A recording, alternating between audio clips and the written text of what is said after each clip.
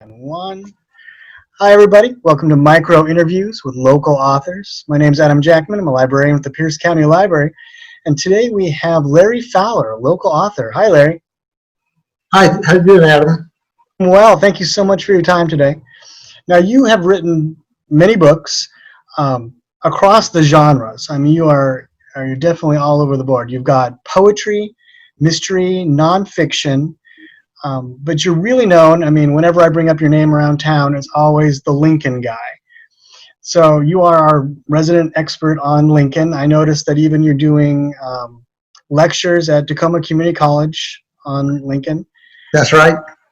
And but you did not choose to write nonfiction. You chose to do historical or biographical fiction. Why did you make that choice? Well, the reason I did that was because, first of all, we have thousands, tens of thousands of books on Lincoln's life. Almost all of them are nonfiction. But I wanted to make the history of, especially of Lincoln, accessible to the average reader. I didn't want it to be something that was peer-reviewed and made there to be studied by historians. I wanted people to get to know Lincoln. And the other part of that, obviously, is I wanted them to know Lincoln as a human being.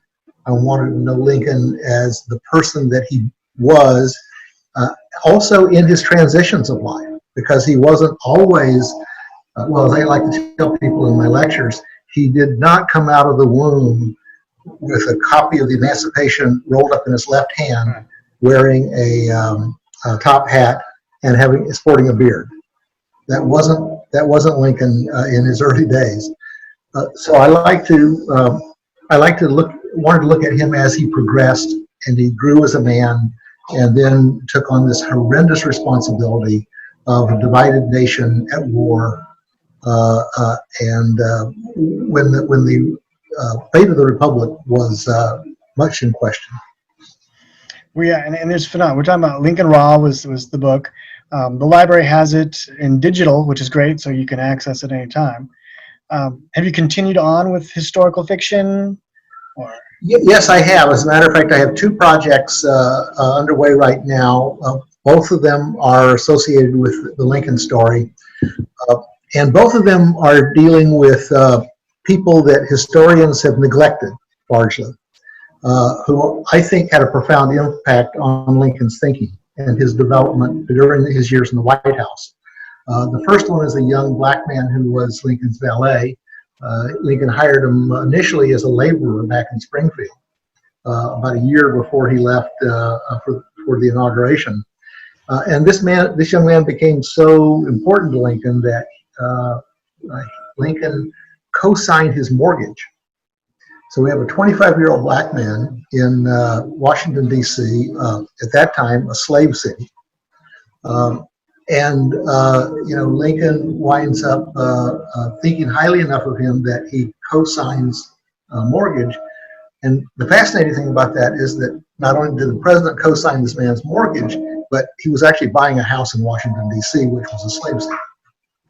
Wow. When I saw that, I said, well, there's something really important about this relationship that has just not been explored. In history, we know maybe 6 things about William Henry Johnson, and maybe 3 of them we think we know, and the other 3 we know for sure. So I wanted to explore that relationship, and to do that, I really had to imagine what some of those conversations must have been like between the 2 of them on a daily basis. William cutting his hair, shining his shoes, running errands for him, that kind of a thing. The second one is Rebecca Pomeroy, a Civil War nurse who took care of the entire Lincoln family after young Willie died in the White House. And she had they had some conversations that were recorded, obviously not audio recorded, but were recorded, in which they had some very deep conversations about spirituality that Lincoln didn't even explore in that depth, and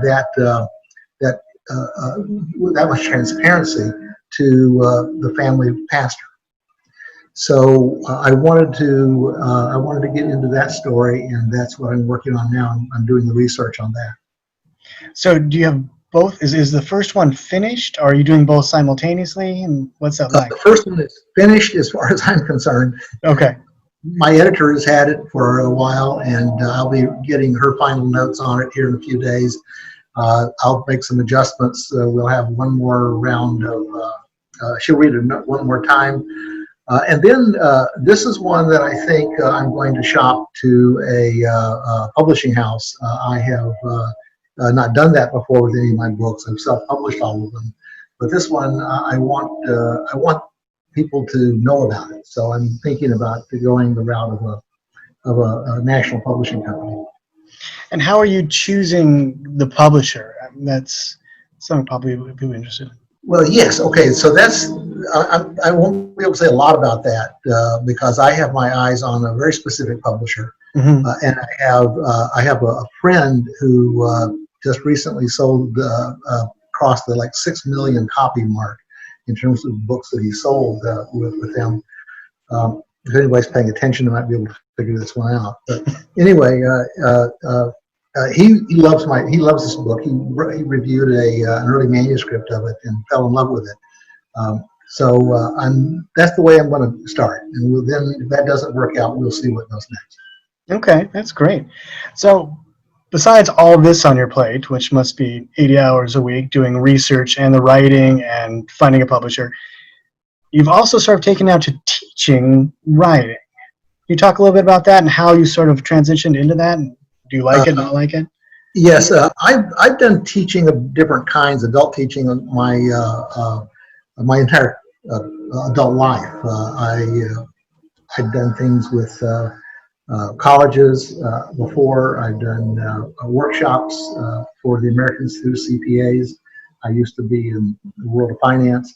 So I'm very comfortable with it. And the Tacoma Community College Gig Harbor campus has a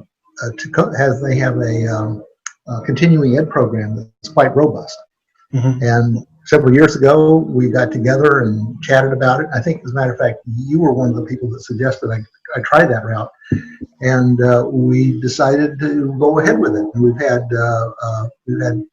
four. We have the lecture series in 4 parts. Each part has 4 parts.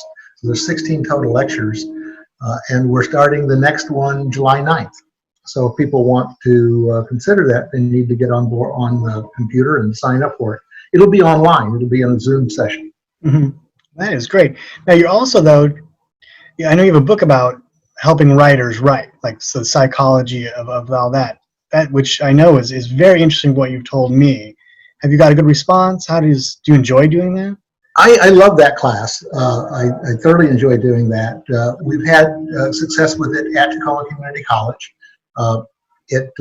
We don't always get people to sign up to proceed with it, but it's a unique class in that what we're trying to do there is understand how the reader's mind works, what readers look for, and why they pick up a book and read it, and then what an author can do to leverage that to make their stories more interesting, more engaging, and more profound, for the readers. That's something a librarian would love to take. Like I would love to take that class. I mean, well, you're welcome to do it. We have that one starting in July also. Yeah, I mean the opposite side of that. That's what we're doing. We're always that sort of bartender / what's the right book for the right person. Exactly right. Yes. Yeah. I do one other thing that I want to mention, because this is a big part of my day every day. I set a goal on January 1st. My puppy has run off. She was here a minute ago, but she and I, she's 6 years old. So she and I have been on this quest to walk 2,020 miles in the year 2020.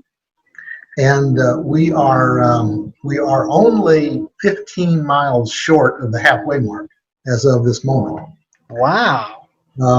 So we've walked, that's just almost 1,000 miles we've already walked this year.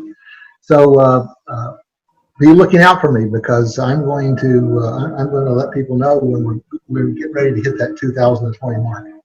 Well, that is fantastic. So all of you watching, read Larry's books, and if you see him on the street, get out of his way because he's got lots more miles to go. So that is fantastic. Thank you so much for your time today. Thank you, Adam. Enjoyed being here with you. Oh, it was great. And we'll see everybody next time. Thanks again, Larry. Bye.